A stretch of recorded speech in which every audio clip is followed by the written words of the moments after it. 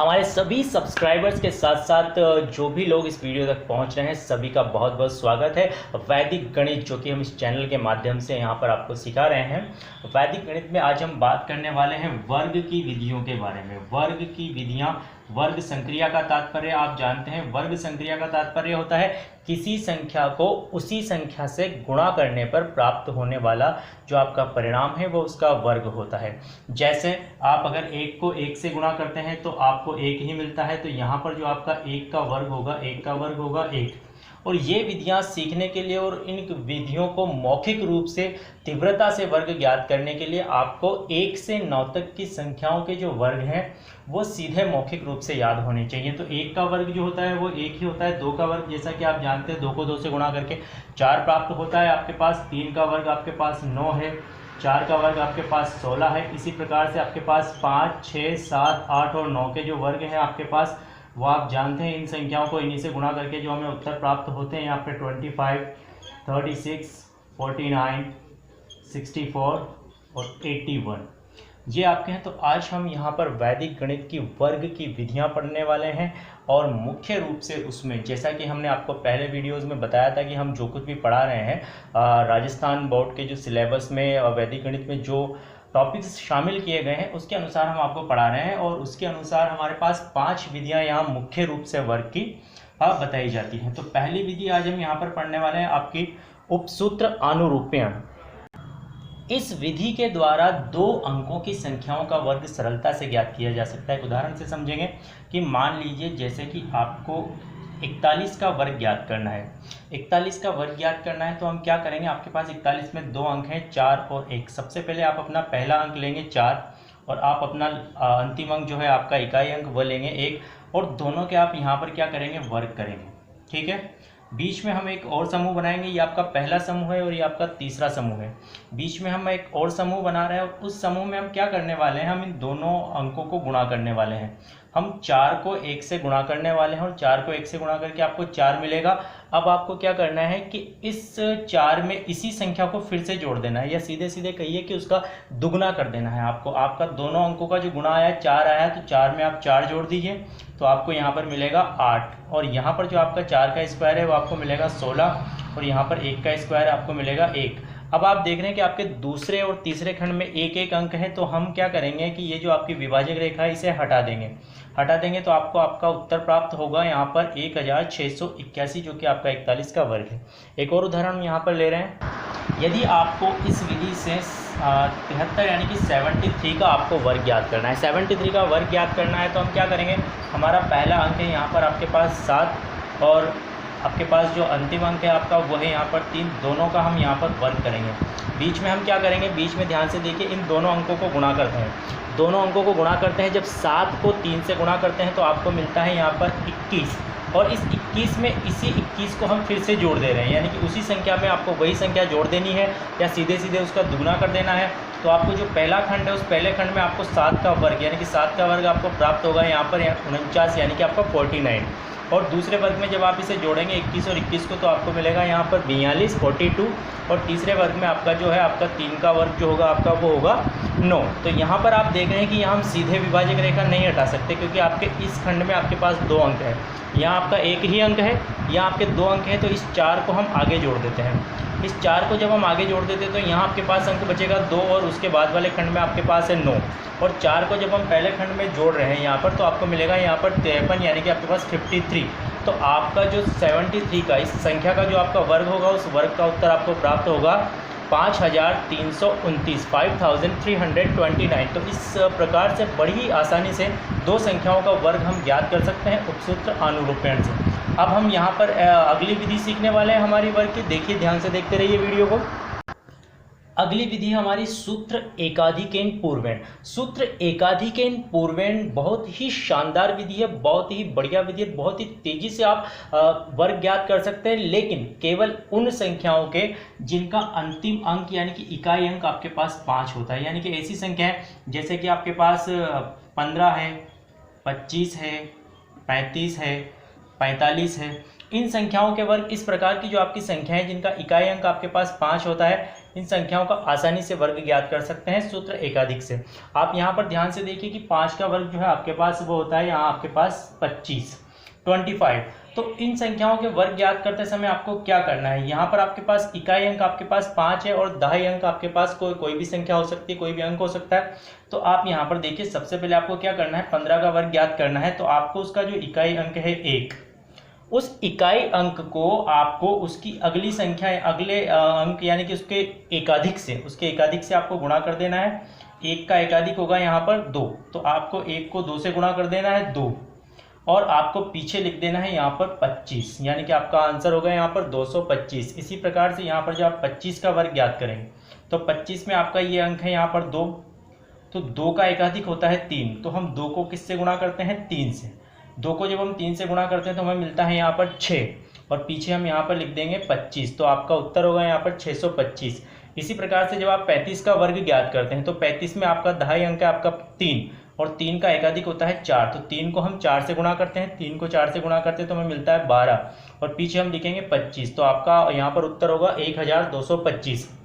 ठीक इसी तरह से बड़े आसानी से आप देख सकते हैं कि यहाँ आपका ये जो अंक है आपका 4 है, 4 को हम उसके एकाधिक यानी कि 5 से गुणा करेंगे तो आपको मिलेगा 20, और उसके बाद हम यहाँ पर लिख सकते हैं 25। इसी प्रकार से आप देखिए कि अगर हम 105 का वर्ग ज्ञात करना चाहते हैं, बहुत ही आसानी से 105 का वर्ग ज्ञात कर सकते हैं। 105 में हम 5 को अलग रखेंगे और 10 को हम यहाँ पर आपका दहाई अंक एक साथ मानेंगे। तो 10 को हम उसके एकाधिक यानी कि 11 से गुणा करेंगे। 10 को हम गुणा करेंगे 11 से तो आपको मिलेगा 110, और उसके बाद पीछे हम यहाँ 5 के वर्ग के रूप में लिखेंगे 25, तो बड़ी आसानी से आपका 11025 इसका वर्ग हो जाएगा। तो बहुत ही अच्छी विधि है उन संख्याओं के लिए जिनका इकाई अंक 5 होता है, और बहुत ही कम समय में सेकंड्स में आप उसका वर्ग ज्ञात कर सकते हैं।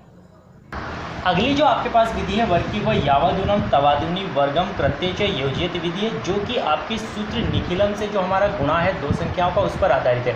हमारे इसी चैनल पर आप हमारा वीडियो देखिए जिसमें हमने सूत्र निखिलम से 2 संख्याओं के गुणा करने की विधि आपको बताई थी, और उस संख्या में अगर हम दोनों संख्याओं को समान कर देते हैं तो हमारे पास यहाँ वर्ग की विधि बनती है, जिसे आप देखेंगे हम किस तरह से यहाँ पर वर्ग करते हैं। यहाँ आपकी जो आवश्यक शर्त है इस सूत्र को उपयुक्त करने के लिए, तो वो है आपकी कि आपकी जो संख्या है वो किसी आधार या उपाधार के पास होनी चाहिए। सबसे पहले हम यहाँ आधार विधि से, आधार के अनुसार हम देख रहे हैं कि आपकी संख्या जो है वो किसी आधार के पास है। जैसे कि आपका आधार है यहाँ पर 100, तो 100 के पास की हम एक संख्या लेते हैं। आपके पास मान लीजिए कि आपको 103 का वर्ग ज्ञात करना है, और 103 जो है वो आधार 100 के पास है, जिसका कि विचलन क्या है, यहाँ पर विचलन है आपका 0,3। विचलन क्या होता है, आधार क्या होता है, ये सब हम पिछले वीडियोस में बता चुके हैं। अगर कोई नए दर्शक जो हैं इस वीडियो को देख रहे हैं जो कि इन चीज़ों से परिचित नहीं है, तो हमारे पहले वीडियोस देखिए, आपको सब कुछ बहुत अच्छी तरह से समझ में आएगा। तो यहाँ पर आपका जो सूत्र होता है वह सूत्र ये होता है आपका वर्ग ज्ञात करने का। आपका पहला जो खंड होगा उसमें आपको लिखना है संख्या प्लस विचलन, और दूसरे खंड में आपको कर देना है यहाँ पर विचलन का वर्ग, और आपको अंकों की संख्या ध्यान रखनी है। यहाँ आप आधार 100 को प्रयुक्त कर रहे हैं और आधार 100 में 2 शून्य होते हैं, तो इसके अनुसार हम देखेंगे कि हम कैसे हमारे जो तरीका है इस तरीके को हम किस प्रकार से यहाँ पर प्रश्न को जमाते हैं। संख्या प्लस विचलन, तो आपकी संख्या है 103 और आपका विचलन है 0,3 प्लस 0,3, यहाँ पर धनात्मक मान है।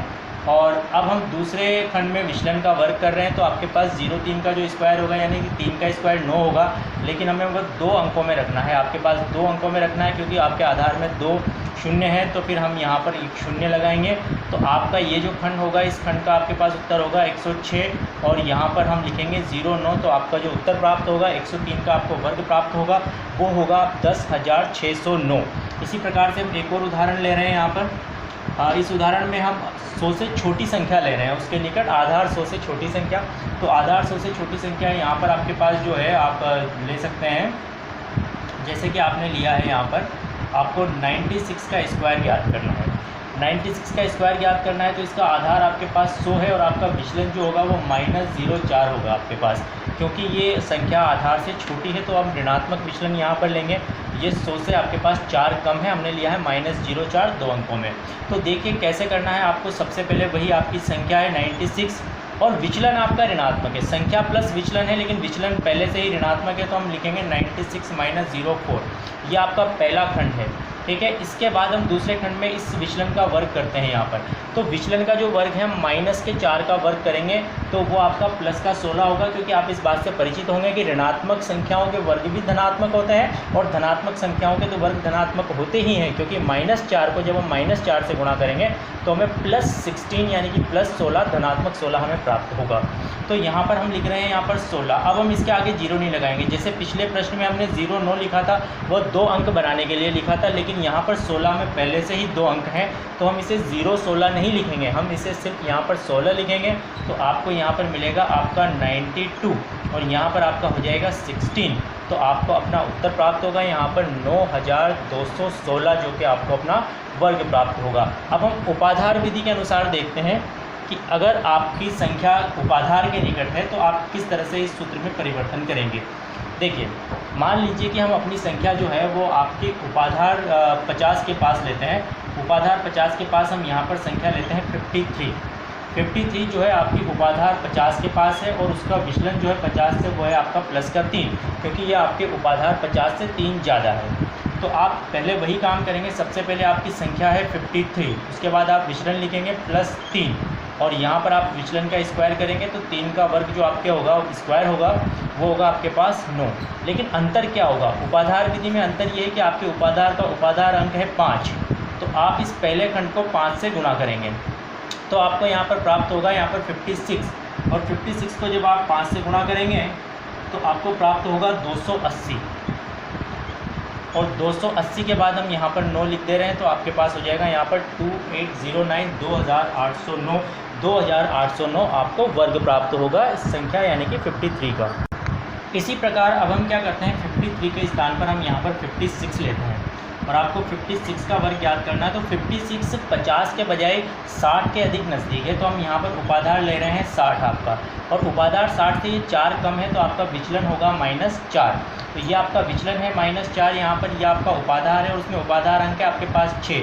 तो आप सबसे पहले अपनी संख्या लिखेंगे और संख्या के साथ आप विचलन लेंगे उसके चिन्ह के साथ। चिन्ह आपका ऋणात्मक है तो आप लिखेंगे यहाँ पर 56 -4। अब आप दूसरा खंड बनाएंगे। दूसरे खंड में आप क्या करेंगे अपने विचलन का स्क्वायर लिखेंगे तो आपको -4 का स्क्वायर करना है जो कि आपके पास होगा +16। और अब आपको इस पहले खंड को आपके उपाधार अंक यानी कि 6 से गुणा कर देना है। तो जो आप पहले खंड को 6 से गुणा करेंगे यहाँ आपका उत्तर आपको पहले जो हल प्राप्त होगा वो होगा आपके पास 52 और 52 को जब आप 6 से गुणा करेंगे तो आपको 312 यहाँ पर प्राप्त होगा। 312 आपको यहाँ प्राप्त हो रहा है, यहाँ आपका 16 है। यहाँ आप ध्यान दीजिए कि आपके जो उपाधार है उसमें आपके पास एक ही शून्य है, तो आपको यहाँ एक ही अंक रखना है, जबकि 16 में 2 अंक हैं तो इस एक को हम आगे जोड़ देते हैं। तो आगे जोड़ने पर आपको प्राप्त होगा यहाँ पर 313 और आपके पास यहाँ अंक बचेगा 6। तो आपका जो उत्तर प्राप्त होगा आपको यहाँ पर 56 का जो वर्ग प्राप्त होगा वो होगा 3136। इस प्रकार से हम यावदुनम तवादुनी विधि से, जो कि आपके सूत्र निखिलम पर आधारित है, हम 2 अंकों की संख्या का या 3 अंकों की संख्या का, लेकिन वो संख्या किसी आधार या उपाधार के निकट होनी चाहिए, हम उससे वर्ग ज्ञात कर सकते हैं। आप अभ्यास कीजिए, अभ्यास करेंगे, जितना आप अभ्यास करेंगे उतना तेज़ी से आप गणनाएँ कर पाएंगे। बहुत ही अच्छी विधियाँ हैं वैदिक गणित में और इन विधियों का सिर्फ आपको अभ्यास करने की आवश्यकता है। अभ्यास करते हैं आप बहुत सीख जाएंगे और आपको मैथमेटिक्स पढ़ने में, गणित पढ़ने में वास्तव में बहुत मज़ा आएगा और गणनाएँ आपकी सरल होती जाएगी। तो हमारे चैनल के साथ बने रहिए। अगर आपने अभी तक हमारा चैनल सब्सक्राइब नहीं किया है तो आप चैनल को सब्सक्राइब कीजिए ताकि आपको अगले वीडियोस का नोटिफिकेशन मिलता रहे। और अगर आप हमारा चैनल पहले से ही सब्सक्राइब कर चुके हैं तो बहुत बहुत धन्यवाद। सीखते रहिए हमारे साथ। और हम आपको बता दें कि अगले वीडियोस जो हमारे आने वाले हैं, अगले वीडियोस में हम यहाँ पर 2 और सूत्रों की बात करेंगे, जिसमें आपका पहला सूत्र है आपका इष्ट संख्या विधि का, और इष्ट संख्या विधि के अलावा हम यहाँ पर आपके द्वंद्व योग आधारित विधि का भी उपयोग करेंगे। द्वंद्व योग आधारित दोनों विधियाँ बहुत अच्छी है और ये पांचों की पांचों विधियाँ राजस्थान बोर्ड के क्लास 8 से लेकर 10 तक के जो आपका सिलेबस है उसमें शामिल है। और 10th के सिलेबस में, 10th बोर्ड का सिलेबस है, इसमें पांचों विधियाँ हैं आपके पास से वर्ग की, और ये प्रश्न वहाँ भी आपके पास बहुत महत्वपूर्ण हो जाते हैं। और उसके अलावा सामान्य गणनाओं में भी आप इसका प्रयोग कर सकते हैं और अपनी गणनाओं को बहुत तेज कर सकते हैं। तो बने रहिए हमारे चैनल के साथ और सीखते रहिए। बहुत बहुत धन्यवाद आपका।